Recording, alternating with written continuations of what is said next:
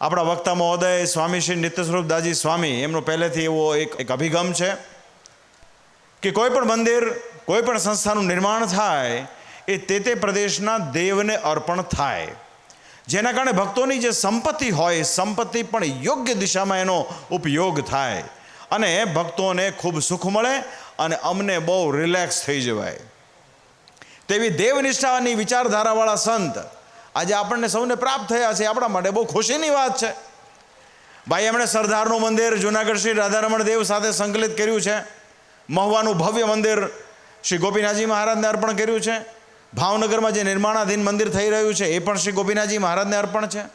આ બોટાદ ધામ, આજે આનું મંદિર, ખાસ કરીને મંદિર, એના આનુષંગિક હવેલી હોય, પ્રસાદીની વસ્તુઓનું અક્ષર ભુવનનું નિર્માણ થયું, એનું આજે આપણે સવારે ઓપનિંગ કર્યું છે. એમ ટ્રસ્ટીઓનું જે કર્તવ્ય છે, ટ્રસ્ટીઓએ આજે બહુ ઈમાનદારીથી, શ્રદ્ધાથી, સ્વામીજીમાં વિશ્વાસ રાખી અને આ નિર્ણય લીધો છે. માટે બોટાદના અને ગઢપુરના તમામ ટ્રસ્ટીઓને અમારા બહુ હૃદયથી ધન્યવાદ છે. આ બહુ મોટું કામ થયું આપણાથી, જાણે અજાણે. આ ભગવાનની કૃપાનું પરિણામ છે આ. તો આજે ખૂબ ખૂબ અંતરથી અમારો રાજીપો વ્યક્ત કરીએ છીએ.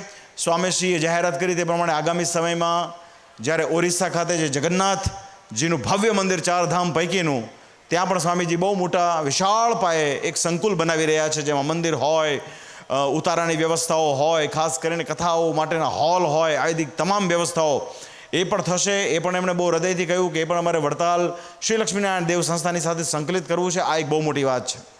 તો પુનઃ હું સ્વામીજીને ખૂબ ધન્યવાદ આપું છું.